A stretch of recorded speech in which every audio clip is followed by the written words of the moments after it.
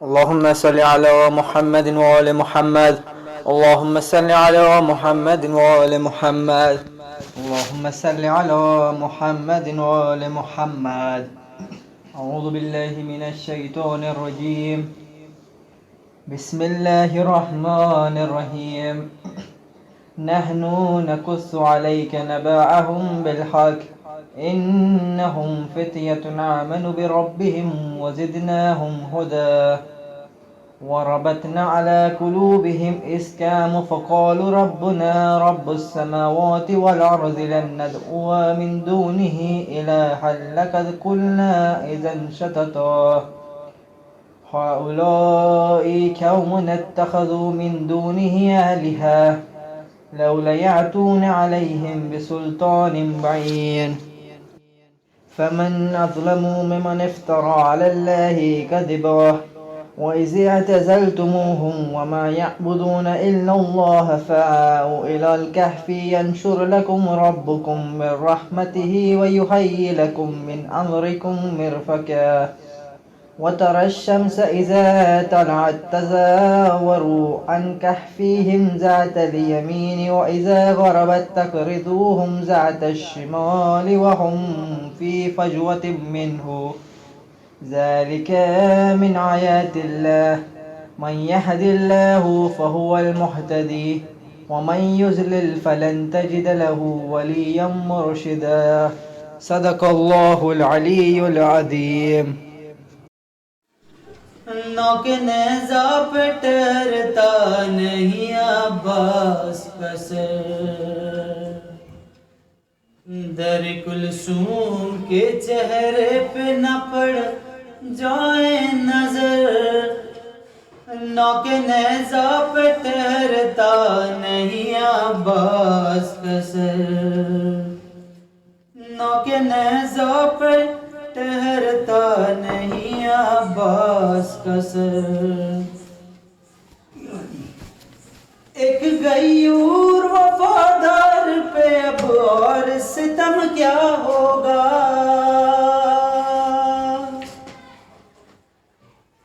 جس کی چادر کا محافظ تھا وہی آج ہوئی بے پردہ.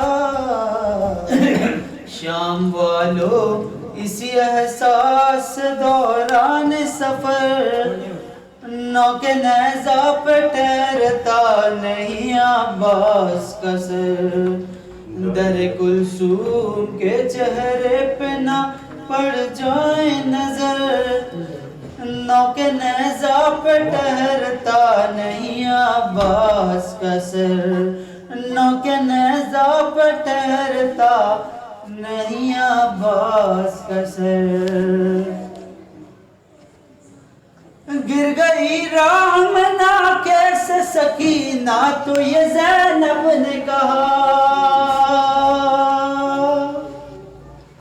ایک چچا اور بھتیجی کی محبت تو ذرا دیکھ خدا، پشت ناکے پہ سنبھلتی نہیں شہ کی دختر، نوک نیزہ پہ ٹھہرتا نہیں عباس کا سر، در کلثوم کے چہرے پہ نہ پڑ جائے نظر، نوک نیزہ پہ ٹھہرتا نہیں عباس کا سر، نوک نیزہ پہ ٹھہرتا نہیں عباس کا سر.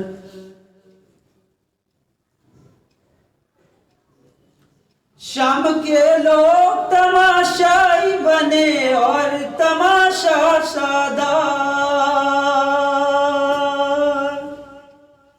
بے وطن اور کھلے سر رہے کیا کرے سادات سگا،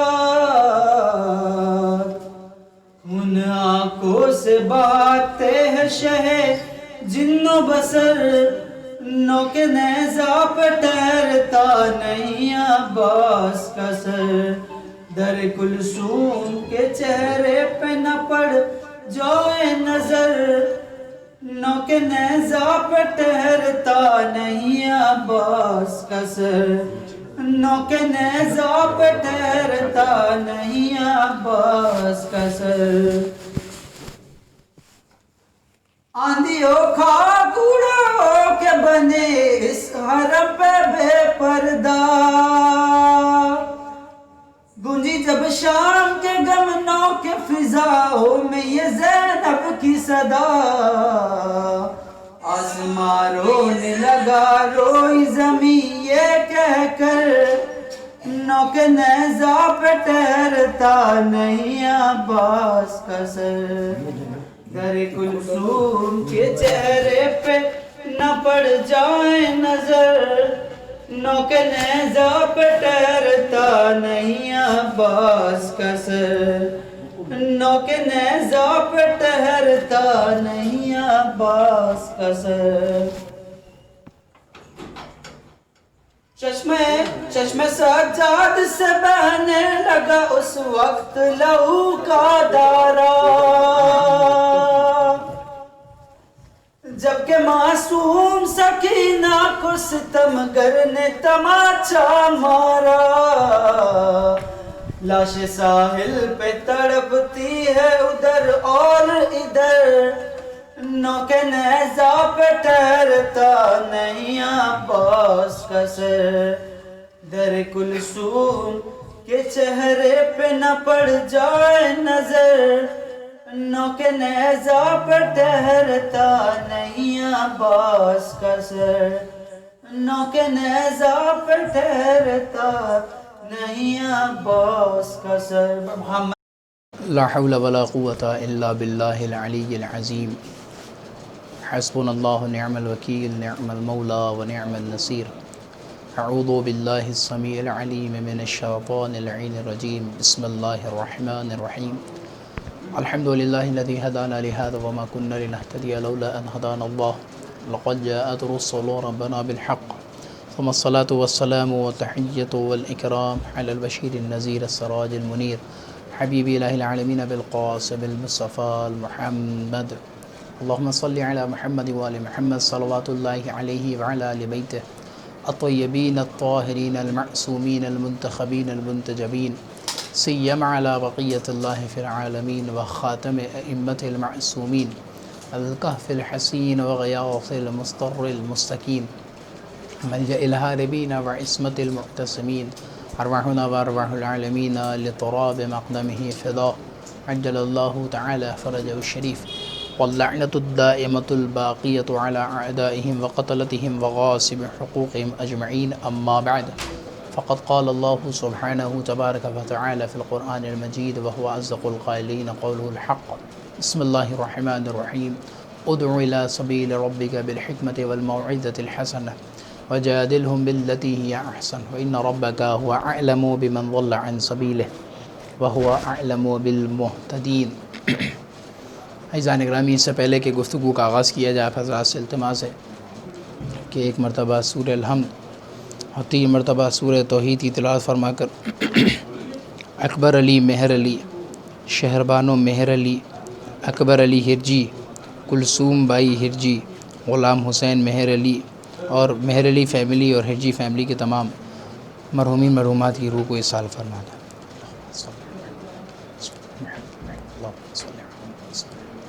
الحمد للہ الرحمن الرحیم مالک یوم الدین، ایاک نعبد و ایاک نستعین اهدنا الصراط المستقیم صراط الذین انعمت علیہم قل هو الله احد الله الصمد لم يلد ولم يولد قل هو الله احد الله الصمد لم يلد ولم يولد، بسم اللہ الرحمن الرحیم، قل هو الله احد الله الصمد لم يلد ولم يولد، اللهم صل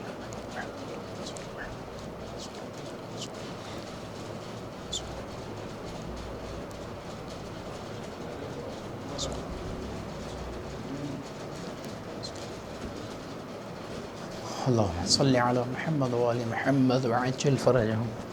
عزیزان گرامی،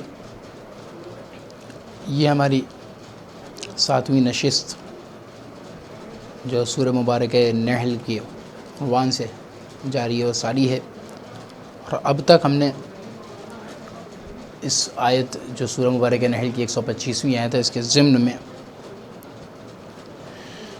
کچھ باتیں آپ کی خدمت میں عرض کیں، اور ایک تسلسل ہمارا رہا اور ایک رابطہ ہمارا اور آپ کا رہا اس گفتگو میں، اور ہم سب نے ملاحظہ فرمایا کہ پروردگار عالم کا مطالبہ کیا ہے اپنے بندوں سے، پروردگار عالم چاہتا کیا ہے اپنے بندوں سے، اور خداوند عالم نے کس راہ کی طرف ہمیں اشارہ کیا ہے، اور سمجھنے کے لیے واقعاً اس پر ہمیں شکر خدا ادا کرنا چاہیے۔ لاکھ ہم سجدے شکر کے کریں پھر بھی اس بات پر کم ہے کہ پروردگار تیرا لاکھ لاکھ لاکھ لاکھ شکر ہے کہ تو نے ہمیں قرآن مجید جیسی کتاب کے سمجھنے کے لیے اہل بیت جیسا در رکھا کہ جو ہمیں قرآن مجید کے اصل مفاہیم سے آشنا کرا سکے۔ واقعاً اگر اہل بیت ہمارے پاس نہ ہوتے تو ہم یتیم ہوتے، علم کے معاملے میں ہم یتیم ہوتے، ہم فقیر ہوتے، ہم غریب ہوتے علم کے معاملے میں۔ کیوں؟ ہمیں شکر ادا کرنا چاہیے کہ ہمارے پاس اہل بیت جیسی ذاتیں ہیں کہ جن کا وجود ہمارے لیے علم اور آگہی کا سبب بنا۔ اگر اہل بیت نہ ہوتے تو آج ہمارا کیا ہوتا؟ آج یہ مذہب شیعیت جو جگمگا رہا ہے اتنی مختصر سی تعداد میں ساری دنیا کے سامنے ہے ہمارا چہرہ، یہ کیوں ہے؟ یہ شناخت اہل بیت کی دی ہوئی ہے، یہ شناخت معصومین کی دی ہوئی ہے، اور یہ لاشکری ہوگی کہ اگر ہم اہل بیت کے بیان کردہ، تعلیم کردہ، بتائی ہوئی چیزوں کو لوگوں کے درمیان نہ پہنچائیں، ان کے علم کو عام نہ کریں اور عملی طور پر اس علم کو نہ ثابت کریں۔ کمال اہل بیت تو یہی تھا کہ انہوں نے قرآن مجید جو باتیں بتا رہا تھا اس کو عملی جامہ پہنا کر ہمارے لیے نمونہ عمل قرار دیا۔ یہ خصوصیت اہل بیت ہے کہ اور اہل بیت کا مطالبہ بھی اپنے چاہنے والوں سے عملی طور پہ ہے۔ دعوے زبان کے کرنے والے تو اس دور میں بھی بہت تھے، مگر اہل بیت کو صرف اپنا شیعہ چاہیے۔ شیعہ کے معنی کیا ہوتے ہیں؟ شیعہ یعنی نقش قدم پر چلنے والا، اتباع کرنے والا، اعمال کی پیروی کرنے والا۔ تو اگر ہم اپنے آپ کو شیعہ اہل بیت کہتے ہیں تو ہمیں چاہیے کہ ہم نقش قدم پر چلیں، اہل بیت معصومین کے نقش قدم پر چلیں۔ اور آئیے دیکھتے ہیں، اور ہم نے اب تک ملاحظہ فرمایا اور آگے بھی انشاءاللہ جو آج کی اس نشست میں اور آگے اگلی انشاءاللہ 3 نشست جو بچے گی اس میں ہم پھر ملاحظہ فرمائیں گے کہ معصومین نے ہمیں کیا ڈائریکشنز دیے ہیں، ہمیں کیا راستے دکھائے ہیں، ہمیں کون کون سے ویز دیے ہیں جس پر ہمیں چلنا چاہیے اور سمجھنا چاہیے اور سمجھ کر سنبھل کر چلنا چاہیے۔ یہ معصومین کا کردار تھا ہمارے لیے۔ آئیے دیکھتے ہیں، ہماری گفتگو پہنچی تھی امام حسن علیہ السلام تک، اور ہم نے دیکھا کہ کس طریقے سے امام حسن علیہ السلام نے مسائل کو حل کیا، مشکلات کو آسان کیا، اور بغیر اب میں ایک چیز بار بار اسی لیے دہرا رہا ہوں کہ ہمیں اس چیز پر فوکس کرنا ہے۔ ہمارے پاس ذرا سا علم آ جاتا ہے تو ہمارے اندر اکڑ آ جاتی ہے، غرور آ جاتا ہے، یہ نہیں ہونا چاہیے۔ اہل بیت جن کے پاس ساری کائنات کا علم سمٹ کر ان کے دلوں میں آ گیا تھا۔ رسول اسلام کے لیے قرآن کیا کہہ رہا ہے؟ علمک ما لم تکن تعلم، جو آپ نہیں جانتے تھے وہ سب کچھ دے دیا، یعنی ساری کائنات کا علم سمیٹ کر پروردگار عالم نے قلب پیغمبر میں قرار دیا، اور قلب پیغمبر سے یہ علم ہوتا ہوا وراثت میں ودیعت ہوتے ہوئے مولا کائنات کے قلب تک آیا، اور بقیہ معصومین تک یہ علم سینہ در سینہ علم اہل بیت کا ہر علم اہل بیت کے پاس پہنچتا رہا۔ یہ علم الہی تھا جو ان کے پاس پہنچتا رہا۔ تو ہمیں چاہیے کہ اس علم کی قدر کریں، اور ان کا اب آپ دیکھیے کہ اتنا علم رکھنے کے باوجود بھی غرور کا ذرا بھی احساس نہیں ہے۔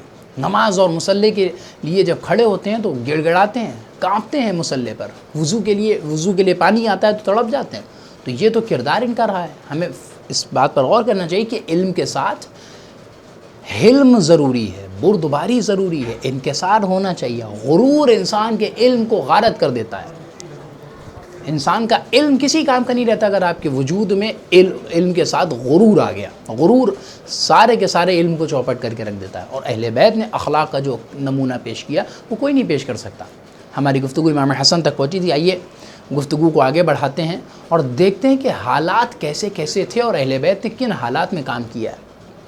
میں آپ کی خدمت میں عرض کروں، آج گفتگو سید الشہداء امام حسن علیہ السلام کی ہونی ہے، لہٰذا چند باتیں میں سید الشہداء کے حوالے سے اسی موضوع کے عنوان پر عرض کروں آپ کی خدمت میں کہ خدا کی طرف اگر کسی کو بلانا ہے تو حکمت اور اچھی نصیحتوں کے ذریعے بلاؤ، اور گفتگو کرنی ہے، بحث کرنی ہے تو بہترین طریقے سے کرو۔ سید الشہداء کس طریقے سے یہ استدلال کرتے تھے، اہل بیت کس طریقے سے کام کرتے تھے؟ آئیے دیکھتے ہیں امام حسین علیہ السلام کی حالات زندگی، کیا حالات تھے اس دور کے۔ میں پہلے ان حالات پہ ذرا سا ایک اشارہ کر دوں، اور تاکہ آپ کو اندازہ ہو جائے کہ کتنی پابندیاں تھیں اس وقت قرآن مجید کی تفسیر بیان کرنے پر اور اہل بیت کے فضائل بیان کرنے پر۔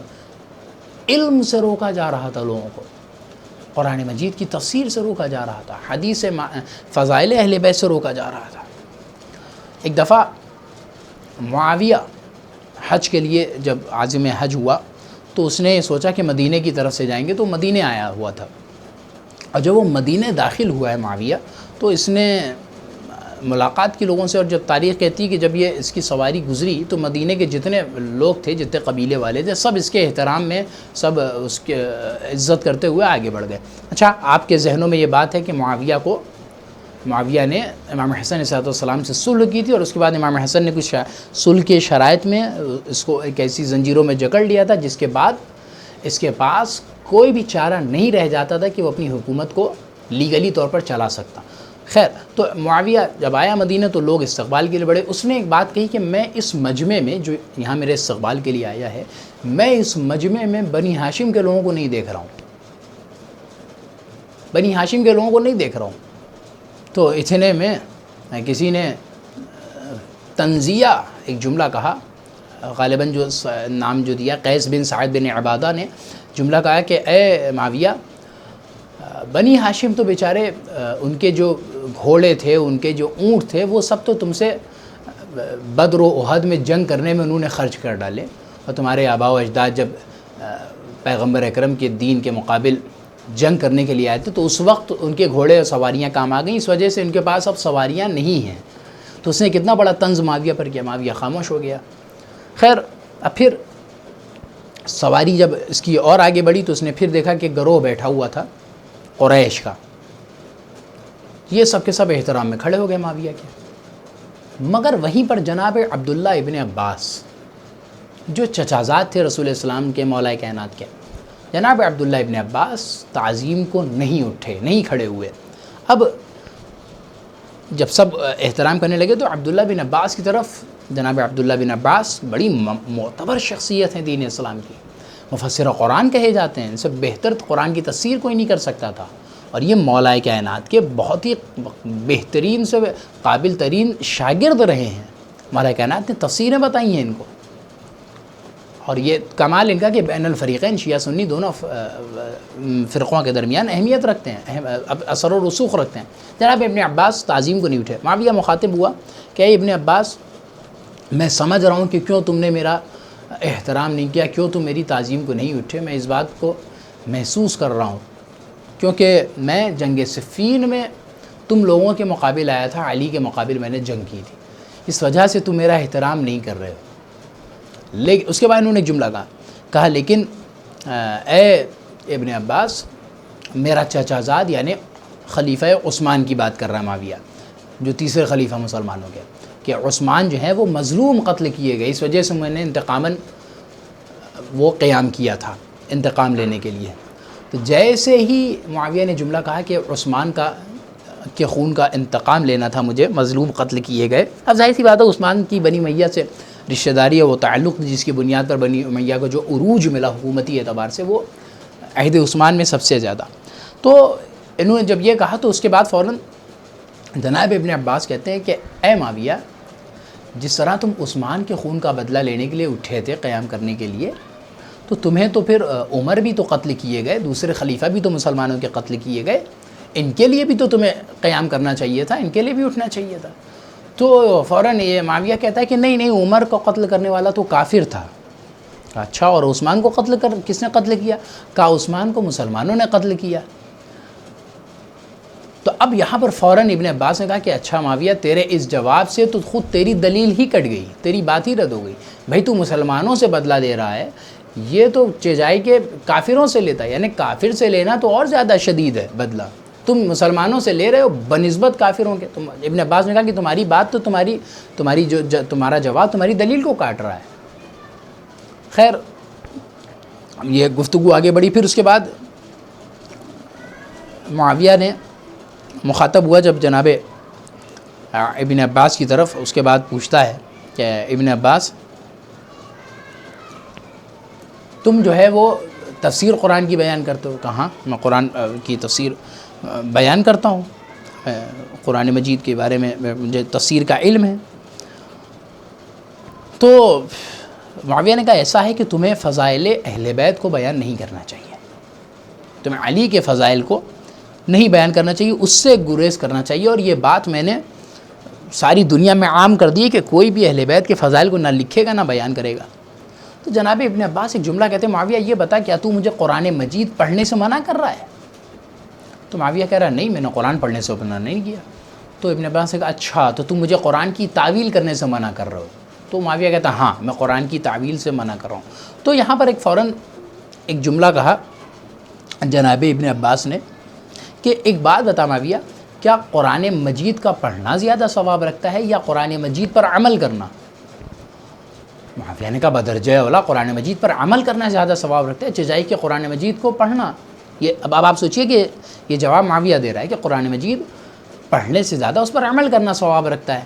تو جناب ابن عباس نے کہا کہ ایک بات بتا، اگر تو مجھے منع کر رہا ہے کہ میں تعویل قرآن نہ کروں تو یہ بتاؤ کہ جب میں قرآن مجید کے معنی کو مفہوم کو سمجھوں گا ہی نہیں تو میں عمل کیسے کروں گا؟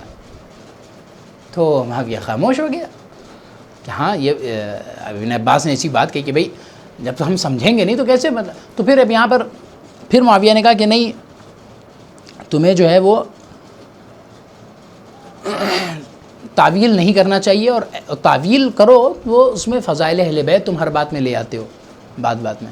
تو وہاں پر ایک بات جناب ابن عباس نے کہی کیا ہے اے معاویہ یہ بتا قرآن مجید میرے اہل بیت میں نازل۔ ابن عباس چونکہ سگے ہیں جناب عبد المطلب کی نسل سے، چچا زاد ہیں مولا کائنات اور رسول اللہ کے۔ جناب ابن عباس کہتے ہیں کہ ہمارے اہل بیت کے درمیان قرآن مجید نازل ہوا، ہمارے درمیان قرآن مجید نازل ہوا ہے، تو یہ بتا جن کے درمیان نازل ہوا ہے ان سے نہ پوچھ کر کیا میں آل ابو سفیان سے قرآن مجید کی تفصیلیں پوچھوں گا؟ کیا قرآن کی تعویل قرآن آل ابی سفیان یا تم لوگ بتاؤ گے کہ قرآن مجید کیا کہہ رہا ہے؟ اب معاویہ خاموش۔ پھر ابن عباس نے کہا کہ بھئی جس جگہ جن کے علاقے میں جن کے گھر میں قرآن نازل ہوا وہی تو تعویل قرآن بتائیں گے، وہی تو علم قرآن کے بارے میں بتائیں گے۔ اب معاویہ خاموش۔ خیر میں جلدی گفتگو تمام کروں تاکہ منزل سے قریب ہو جاؤں۔ تو ابن عباس سے پھر معاویہ کہتا ہے کہ نہیں ہم تمہیں قرآن پڑھو مگر تعویل بھی کرو مگر اس میں فضائل اہل بیت کے گوشے نہیں ہونے چاہیے، اس میں ذکر اہل بیت کے نہیں ہونا چاہیے۔ تو جناب ابن عباس نے کہا کہ قرآن مجید میں ایک آیت ہے، وہ آیت جناب ابن عباس نے پڑھی۔ کیا پڑھی؟ بسم اللہ الرحمن الرحیم یریدون ان یطفئوا نورہم بافواہہم۔ کچھ لوگ ہیں کہ جو چاہتے ہیں کہ نور خدا کو اپنی پھونکوں سے بجھا دیں، جبکہ قرآن خدا کیا کہہ رہا ہے؟ یا اب اللہ الا یتم نورا، کہ خدا ان کو روکے گا مگر یہ کہ وہ اس نور کو مکمل کر کے رہے گا، تمام کر کے رہے گا۔ ولو کرہ الکافرون، چاہے کافروں کو یہ بات کتنی ہی کیوں نہ کھلے۔ عزیزان گرامی جیسے ہی جناب ابن عباس نے اس آیت کو پڑھا کہ کچھ لوگ اللہ کے نور کو بجھا دینا چاہتے ہیں اپنی پھونکوں کے ذریعے سے، مگر اللہ ان کو یہ ایسا کرنے سے روکے گا اور اپنے نور کو مکمل کر کے رہے گا چاہے کافروں کو کتنا ہی برا کیوں نہ لگے۔ جیسے یہ آیت پڑھی معاویہ خاموش ہو گیا اور اس کے بعد کہتے ہیں ابن عباس چپ ہو جاؤ، اور اس گفتگو کے بارے میں اور اس آیت کے بارے میں اس کی تفصیل کسی سے نہ بیان کرنا اور اس گفتگو کے بارے میں کسی سے نہ کہنا، میں تمہیں بالکل خاموش ہوں۔ اب تاریخ کہتی کہ معاویہ جب گھر لوٹا اس کے بعد اس نے 10,000 درہم جناب ابن عباس کی خدمت میں بھجوائے، یہ سوچتے ہوئے کہ ابن عباس کہیں اس واقعے کی خبر نہ دے دیں یا اس آیت کی تفسیر نہ بیان کرنے لگیں اور ابن عباس خاموش ہو جائیں۔ تو اب آپ دیکھیے کہ اندازہ لگائیے کہ کتنی زیادہ سختیاں ہیں قرآن مجید کے اوپر، اور قرآن مجید کے بیان کرنے پر کتنی پابندیاں تھیں امام حسین علیہ السلام کے دور میں، کتنی سختی ہے کہ انسان کھل کر قرآن مجید کے بارے میں گفتگو نہیں کر سکتا۔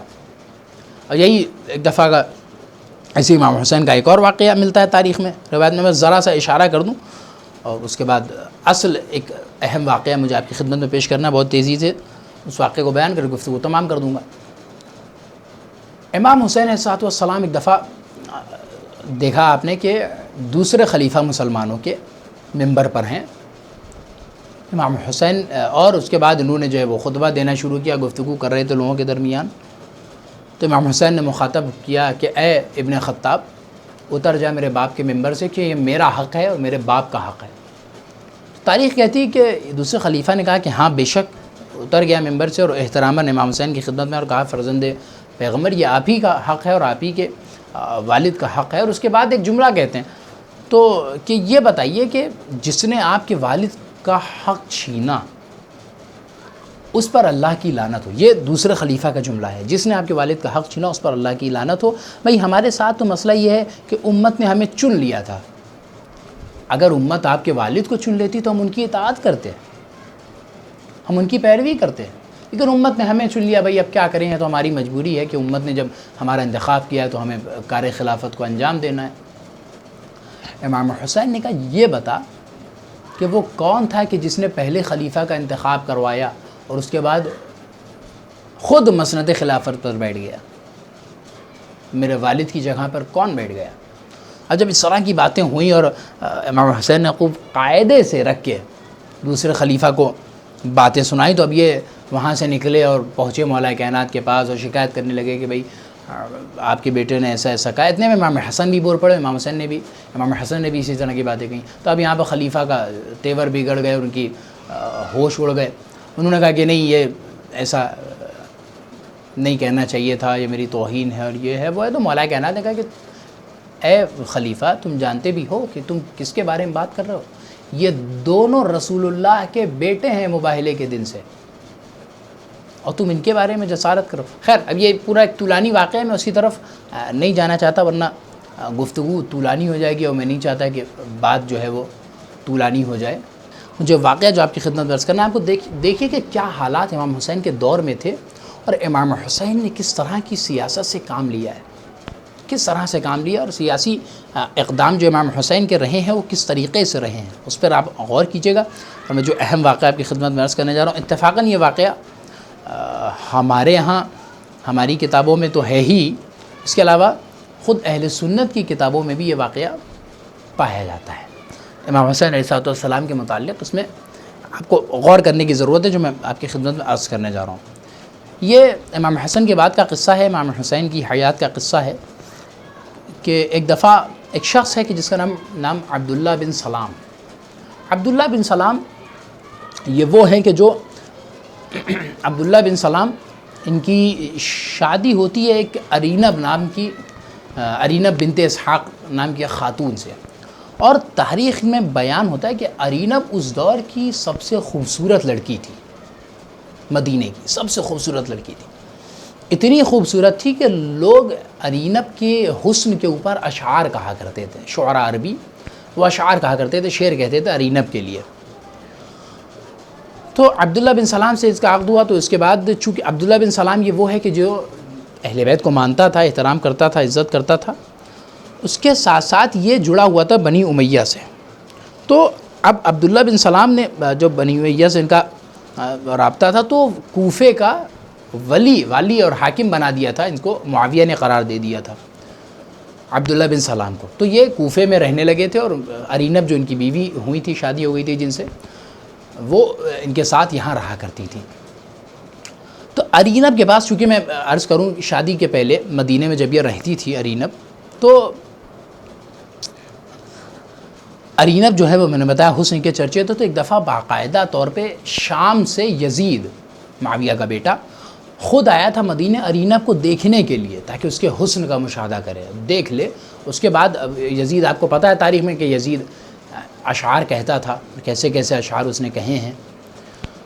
تو یزید نے جو ہے وہ اس کو دیکھا، اور اس کے بعد اس کے حسن کا کلمہ پڑھنے لگا اور تعریفیں کرنا، لیکن چونکہ چاہتا تھا شادی کرنا، مگر چونکہ عبداللہ بن سلام سے شادی ہوئی تھی لہٰذا عقد ہونا ناممکن سی بات تھی۔ خیر، تو اب یزید جو ہے وہ شام میں تھا، اور وہیں سے اشعار کہا کرتا تھا ارینب کے لیے۔ ارینب کوفے میں تھی، تو ایک دفعہ اس دور میں کہ جس دور میں جناب حجر بن عدی مولا کائنات کے صحابی گرفتار کیے گئے، اور یہ ارینب کا چونکہ رشتہ تھا کچھ خاندانی اعتبار سے، جناب حجر بن عدی کے خاندان سے تعلق رکھتی تھی، تو ارینب کو جب یہ خبر ملی تو اس نے جو ہے وہ جناب حجر بن عدی کی بہن وغیرہ کو خبر دی، اور ساری باتیں ہوئی اسی دوران۔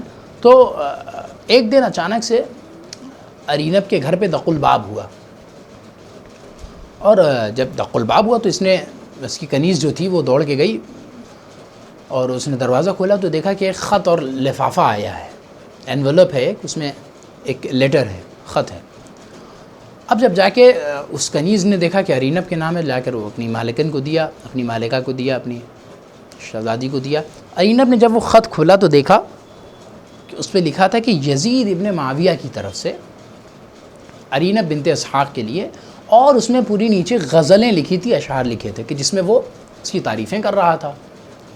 خیر اب یہ اس نے لفافہ کھولا اور دیکھا یہ ساری باتیں کہ وہ عاشقانہ اشعار کہے ہوئے ہیں، غزل کہی ہوئی ہیں یزید نے، وہ بھیجا ہوا ہے۔ اب آپ دیکھیے کہ ان کی بے غیرتی کی شادی ہو چکی ہے، اس کے باوجود بھی یہ خط بھیج رہے ہیں ان کو اور غزل بھیج رہے ہیں۔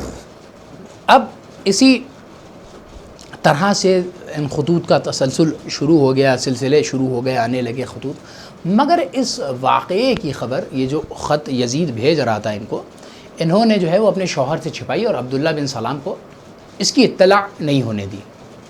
خیر اب یہ ہوتے ہوتے گفتگو ایک دن اچانک سے ہوا یہ کہ یزید کا کوئی ایک دوست تھا جس سے یزید نے اس بات کا اظہار کیا، وہ دیکھتا تھا، نوٹس کرتا تھا کہ یزید نے اسے بتایا کہ وہ ارینب کو پسند کرتا ہے اور اس سے شادی کرنا چاہتا ہے، مگر چونکہ وہ آلریڈی شادی کر چکی، یہ مسئلہ پھنس رہا ہے۔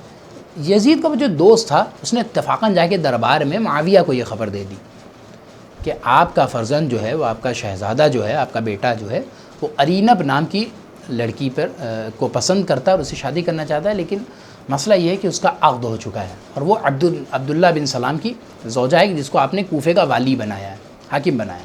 خیر اب یہ معاویہ کو جیسے پتہ چلا تو اس نے کہا کہ ارے میرا بیٹا اور کسی چیز کی خواہش کرے میں اس کو پورا نہ کروں، اس نے مجھے کیوں نہیں بتایا۔ خیر ساری باتیں ہوئی تو اب مسئلہ یہ ہوا کہ عبداللہ بن سلام کی زوجیت میں ہے ارینب، تو کیسے عقد ہو سکتا ہے؟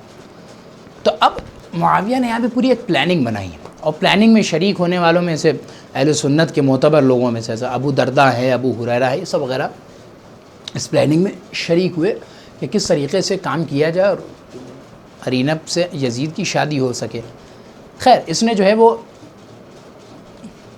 معاویہ نے خط لکھا اور عبداللہ بن سلام کو شام کی طرف بلایا، شام کی طرف دعوت دی کہ تم شام آ جاؤ۔ خیر عبداللہ بن سلام شام کی طرف آئے اور عبداللہ بن سلام سفر پہ گئے تو اس کے جب سفر پہ جا رہے تھے تو ان کے پاس کچھ دولت تھی، کچھ سرمایہ تھا، انہوں نے اس پہ ایک پوٹلی تھی، اس میں پیسے رکھے ہوئے تھے، اس پہ مہر لگا کے وہ ارینب کے حوالے کر دی کہ بھئی اس کو رکھو، میں سفر پہ جا رہا ہوں، جب آؤں گا پھر تم سے لے لوں گا۔ خیر یہ سفر پہ گئے شام پہ۔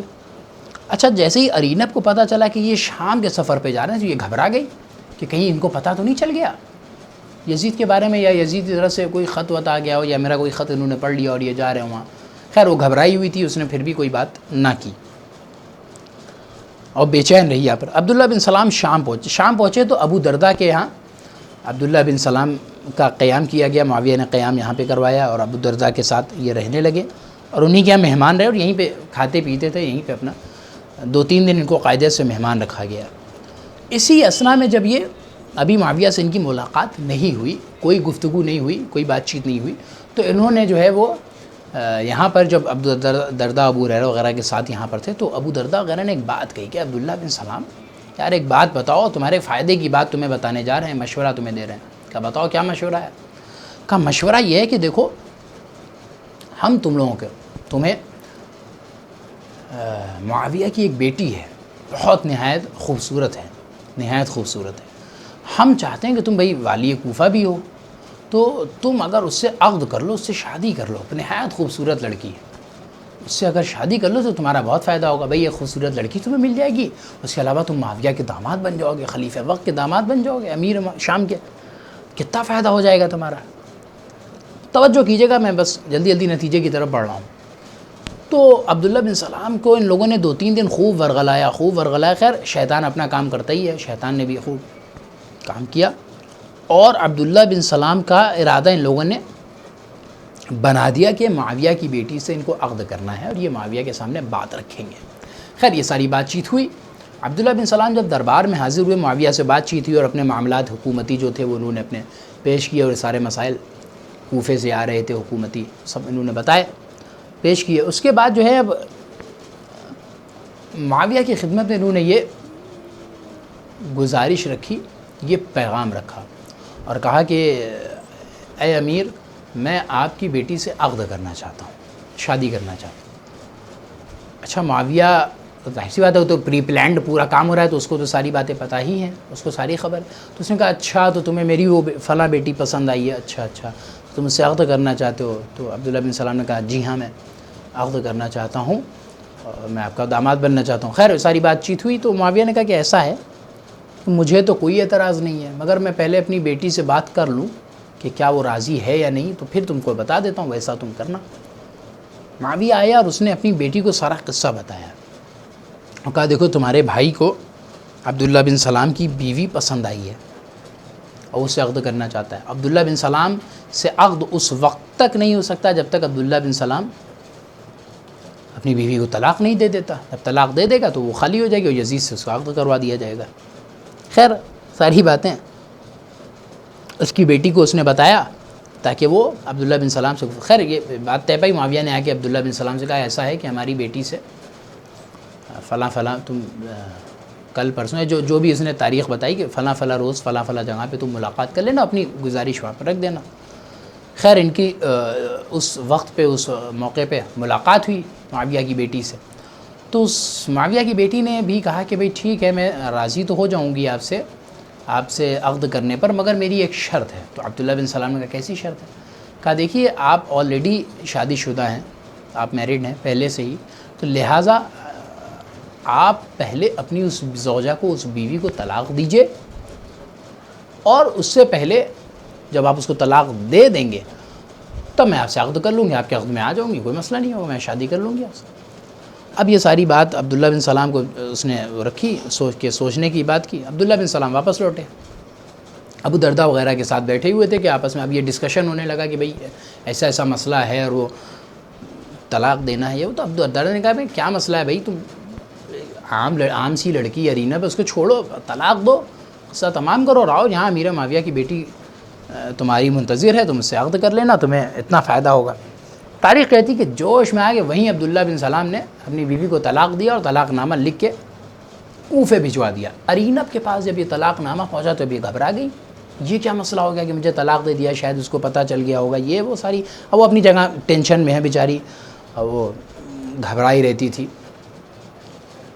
تو عبداللہ بن سلام جیسے یہ مسئلہ ہوا، ادھر عبداللہ بن سلام اب پھر معاویہ کی بیٹی سے ملاقات کرتے، اس کے بعد کہتے میں نے طلاق دے دیا، میں تم سے عقد کرنا چاہتا ہوں۔ تو اس کی بیٹی نے معاویہ کے ذریعے سے کہلوایا کہ اس سے کہہ دیجئے کہ میں اس سے عقد نہیں کروں گی اور میں نہیں کرنا چاہتی۔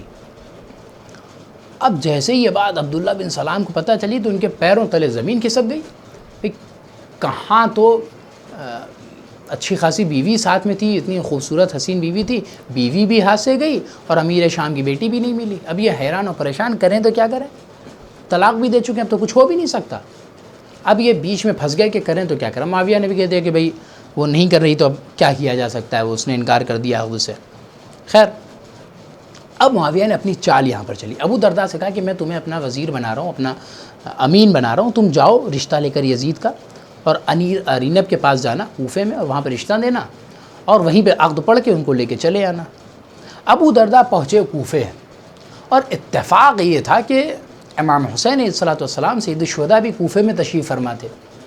تو ابو درداء نے سوچا کہ بھئی فرزند پیغمبر یہیں ہیں تو پہلے امام حسین سے ملاقات کر لیتے ہیں، پھر جا کے ارینب کے رشتے، یزید کے رشتے کی بات کر لیں گے۔ یہ آئے امام حسین کی خدمت میں، گفتگو ہوئی، بات چیت ہوئی، ملاقات ہوئی۔ تو امام حسین نے پوچھا بھئی خیریت، ابو درداء یہاں آنا کیسے ہوا؟ کہا فرزند پیغمبر میں آیا تھا تو میں سوچا آپ سے ملاقات کر لوں۔ کہا اصل مقصد کیا تھا؟ کہا میں امیر شام کی طرف سے یزید کے عقد کا رشتہ جو ہے وہ میں لے کر آیا ہوں، وہ پیغام میں ارینب کی خدمت پہنچانا، وہ اور امیر شام ارینب کو جو ہے عبداللہ بن سلام نے طلاق دے دیا، لہٰذا میں یزید کا رشتہ لے کر یہاں پہ آیا ہوں۔ امام حسین نے کہا کہ ابو درداء جا رہے ہو تو ایسا کرو، جب تم رشتہ لے کے جا ہی رہو، وہ مطلقہ ہے اور وہ ڈائیورسڈ ہے، تو تم ایسا کرو میرا رشتہ بھی ارینب کو دے دینا، میرا رشتہ بھی ارینب کو دے۔ اب آپ پالیسی دیکھیے اور سیاست دیکھیے امام حسین علیہ السلام کی، کہ کہاں امیر شام پلاننگ کر رہا تھا اور کہاں امام حسین اس کی پلاننگ کو فیل کیسے کرتے ہیں۔ امام نے کہا میرا رشتہ دے دینا اور اگر راضی ہو جائے تو وہیں مہر دے کے عقد پڑھ دینا۔ خیر وہ ابو درداء ارینب کی خدمت پہ پہنچے، ایسی ایسی باتیں، میں نے کہا آپ کے دو رشتے ہیں، ایک یزید کا ہے امیر شام کا بیٹا اور ایک فرزند پیغمبر امام حسین کا۔ ارینب نے کہا کہ ابو درداء میں آپ کو امین قرار دیتی ہوں اور خود آپ سے پوچھتی ہوں کہ آپ بتائیے کہ میرے لیے کون سا رشتہ بہتر ہے۔ اب ابو درداء پھنس گئے، کہ جو پلاننگ کر کے آئے تو وہ ساری پلاننگ چوپٹ. انہوں نے کہا کہ ظاہر سی بات ہے فرزند پیغمبر میری نظر میں زیادہ بہتر ہے. تو ارینب نے کہا ٹھیک ہے میں امام حسین سے عقد کے لیے راضی ہوں. اب ان کی ساری پلاننگ پہ پانی پھر گیا. انہوں نے خیر عقد پڑھا اور وہ ارینب کو لے کر امام حسین کی خدمت میں حاضر ہو گیا اور یہ عقد ہو گیا. خیر اب یہ واپس پلٹے. اب وہاں پہ معاویہ غصہ کہ ساری پلاننگ حسین نے چوپٹ کر دی, سارا کام خراب کر دیا, اور وہ ابو دردہ کو ملامت کرنے لگا کہ تم نے کیا وہاں ان کو کیوں بتا دیا. یہ ساری سب چیزیں ہونے لگی. خیر اب جب ادھر یہ سب گفتگو, ادھر عبداللہ بن سلام کوفے آئے اور جب اس کو خبر مل گئی کہ امام حسین کے عقد میں ارینب آ گئی ہیں تو پہنچا امام حسین کی خدمت پہ, کہا کہ مولا میری امانت ارینب کے پاس ہے, میں واپس لینا چاہتا ہوں. تو امام اندر حجرے میں تشریف لے گئے اور کہا ارینب عبداللہ بن سلام اپنی امانت لینے آیا ہے. تو ارینب نے ویسے ہی جیسے اس نے دیا تھا مہر لگا کے, ویسے ہی وہ پوٹلی پیسے کی درہم و دینار کی واپس لوٹا دی. اور جب عبداللہ بن سلام بڑی مایوسی کے ساتھ لوٹنے لگا, امام حسین نے کہا کہ ایسا ہے تم آ گئے ہو تو اپنے ساتھ ارینب کو بھی لیتے جاؤ. تو عبداللہ بن سلام کہتا ہے کہ مولا وہ آپ کے عقد میں. امام نے کہا کہ میں نے اسی دن کے لیے اپنے عقد میں لیا تھا تاکہ وہ یزید کی زوجیت میں نہ جانے پائے اور تم دوبارہ سے اس سے عقد کر لو.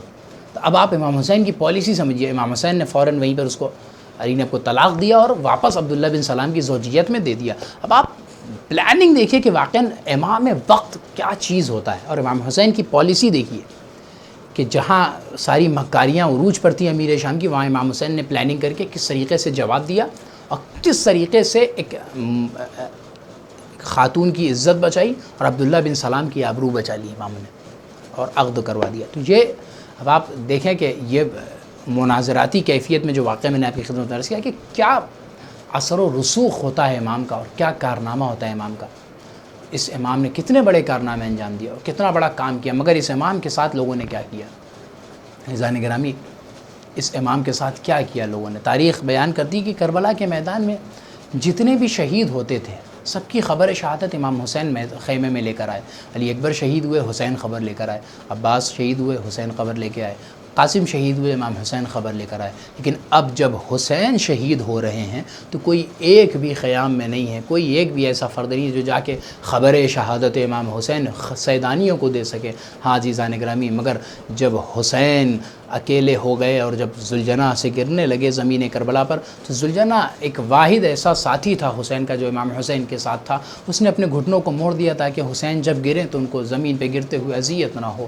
ہاں عزیزان گرامی, ذوالجناح تاریخ میں ملتا ہے کہ جب کوئی نہ تھا امام حسین کے جسم میں تیر لگے تھے تو اپنے منہ سے, میں نے بزرگوں سے سنا ہے, اپنے منہ سے تیر نکال کر پھینک رہا تھا تاکہ امام حسین کے جسم کو اذیت نہ ہو. ہاں عزیزان گرامی, اتنے میں کسی نے کہا کہ امام حسین کے جسم کا جب دفاع کرنے لگا تو لوگ حملہ کرنا چاہتے تھے. عمر سعد نے کہا کہ نہیں, اس پر حملہ نہ کرو, یہ ذوالجناح رسول اللہ کی سواری ہے. ایک جملہ کہنے کا جی جاتا ہے, اے عمر سعد تجھے رسول اللہ کی سواری کا تو خیال ہے, مگر وہ حسین جس کو رسول نے اپنے کاندھوں پر بٹھایا ہو, اپنی گود میں لیا ہو, اپنے آغوش میں لیا ہو, بوسہ دیا ہو, اس حسین کے جسم کا تجھے کوئی خیال نہیں. ہاں عزیزان گرامی, حسین سرزمین کربلا پہ گر گئے. ذوالجناح پریشان ہے کہ کس طرح کیا کرے. تو جس طرح حسین نے سب کی خبر شہادت پہنچائی, ذوالجناح نے حسین کے خون سے اپنی پیشانی کو رنگا, اس کے بعد دوڑتا ہوا خیمے کی طرف آیا. ہاں عزیزان گرامی, یہ وہ منظر تھا جو تاریخ میں کسی نے نہیں دیکھا.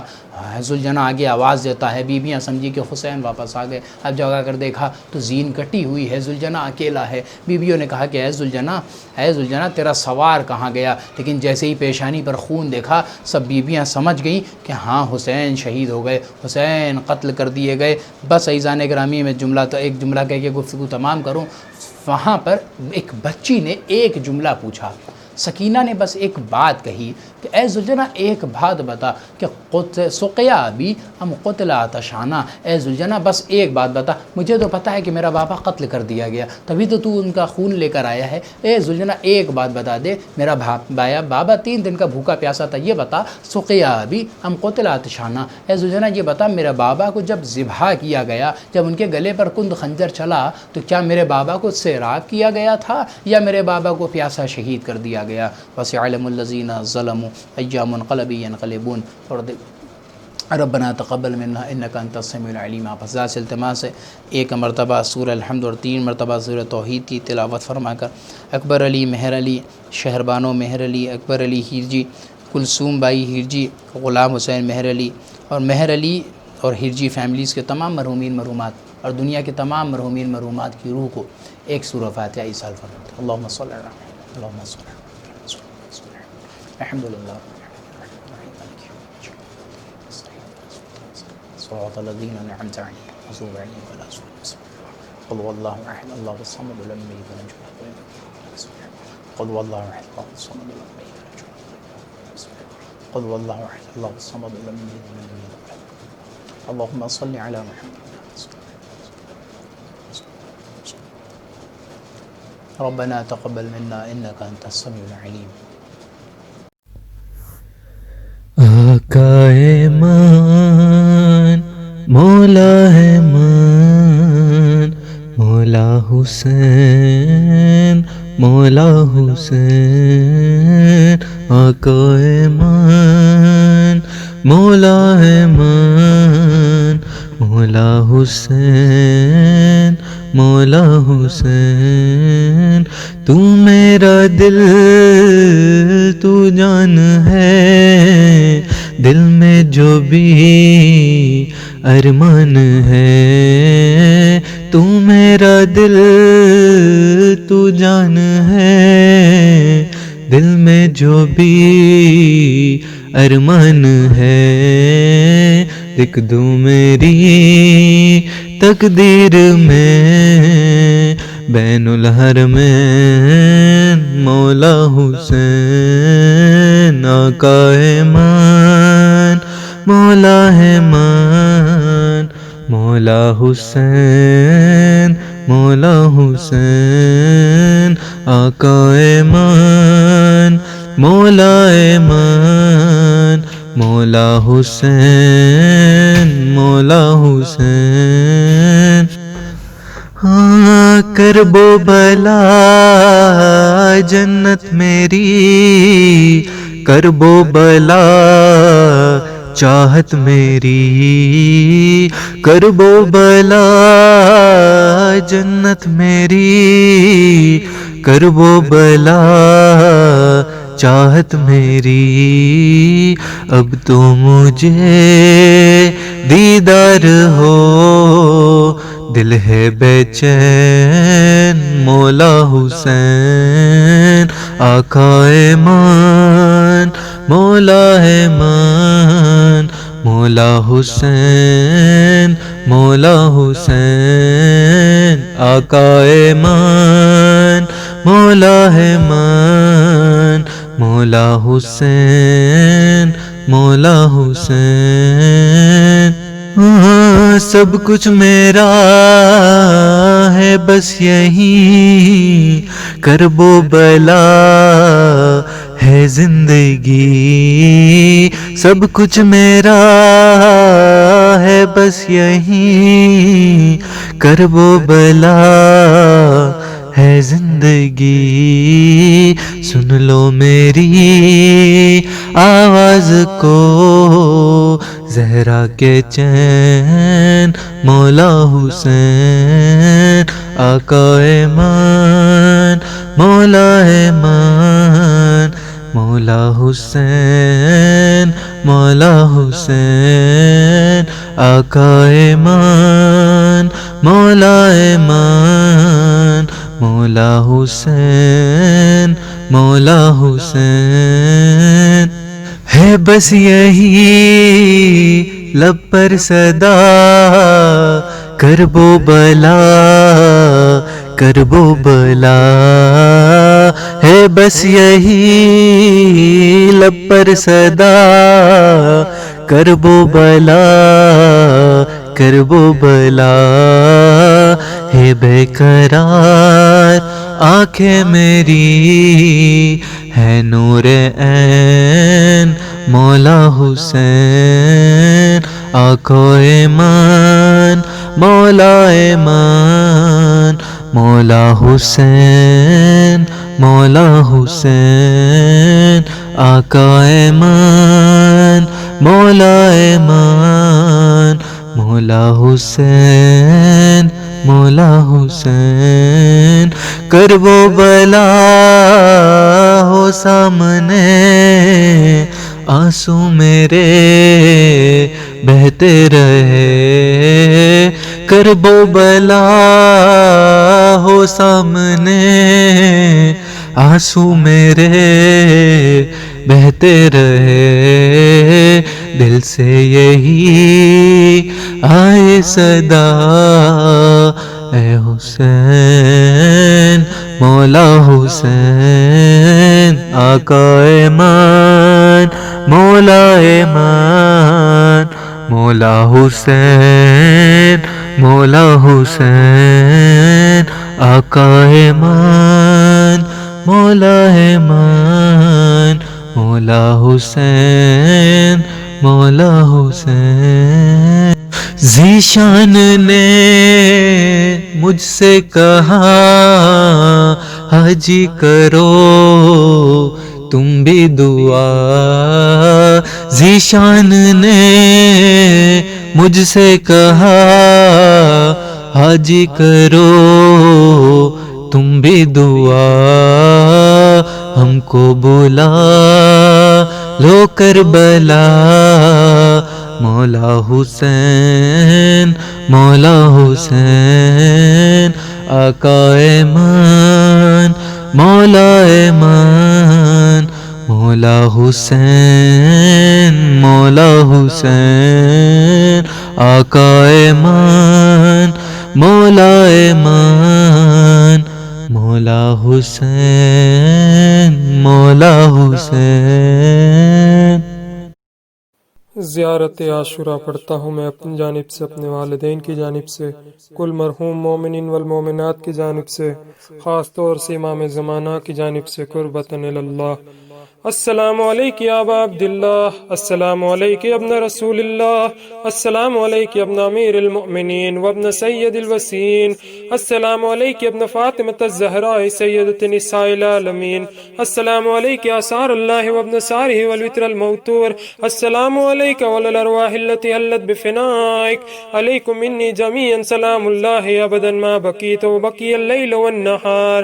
یا ابا عبداللہ لقد عظمت الرزیہ وجلت وعظمت المصیبہ بک علینا وعلی جمیع اہل الاسلام، وجلت وعظمت مصیبتک فی السماوات علی جمیع اہل السماوات، فلعن اللہ امة اسست اساس الظلم والجور علیکم اہل البیت، ولعن اللہ امة دفعتکم من مقامکم وازالتکم من مراتبکم التي رتبکم اللہ فیہا، ولعن اللہ امة قتلتکم، ولعن اللہ ممحدین لهم بالتمکین من قتالکم، برئت الی اللہ وإلیکم منہم واشیائہم واتباعہم واولیائہم۔ یا ابا عبداللہ انی سلم لمن سالمکم وحرب لمن حاربکم الى یوم القیامہ، ولعن اللہ علی زیاد وعلی مروان، ولعن اللہ بنی امیہ کاتبہ، ولعن اللہ ابن مرجانہ، ولعن اللہ عمر ابن سعد، ولعن اللہ شمرہ، ولعن اللہ امة نسرجت والجمت وتنقبت لقتالک بأبی انت وأمی لقد عظم مصابی بک، فأسأل اللہ الذی اکرم مقامک واکرمنی ان یرزقنی طلب السارق مع امام منصور من اہل بیت محمد صلی اللہ علیہ وآلہ۔ اللہم اجعلنی عندک وجیہا بالحسین علیہ السلام فی الدنیا والآخرہ۔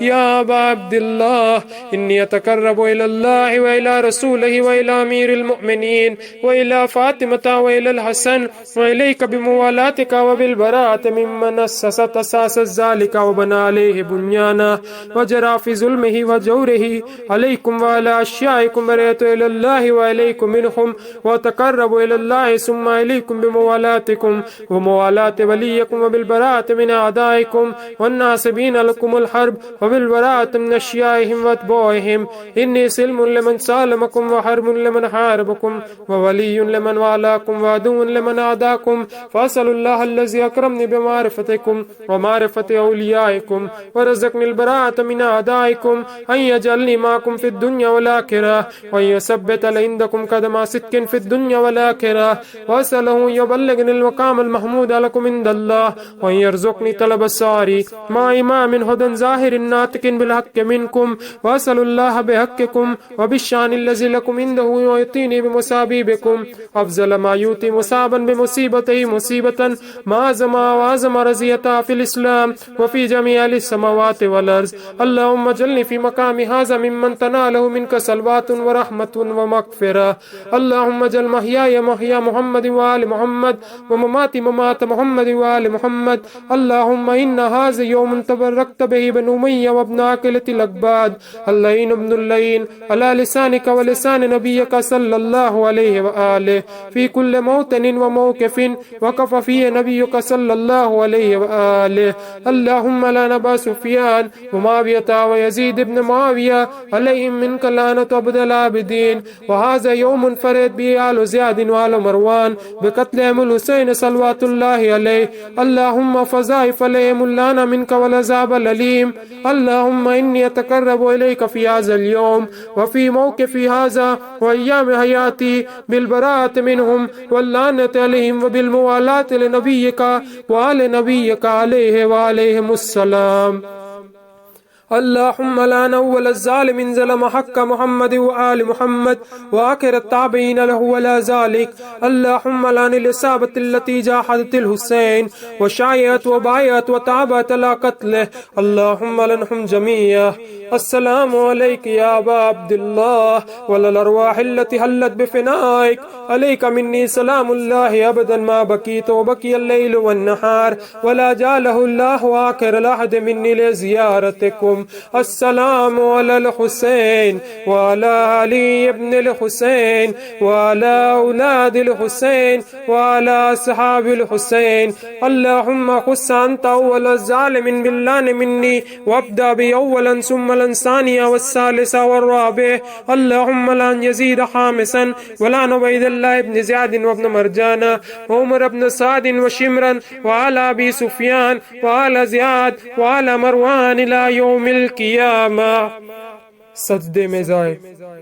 اللهم لك الحمد حمد الشاكرين لك على مسابهم. الحمد لله على عظيم رزيتي. اللهم ارزقني شفاعة الحسين يوم الورود وثبت لي قدم صدق عندك مع الحسين وأصحاب الحسين الذين بذلوا مهجهم دون الحسين عليه السلام. اللهم صل على محمد وآل محمد وعجل فرجه.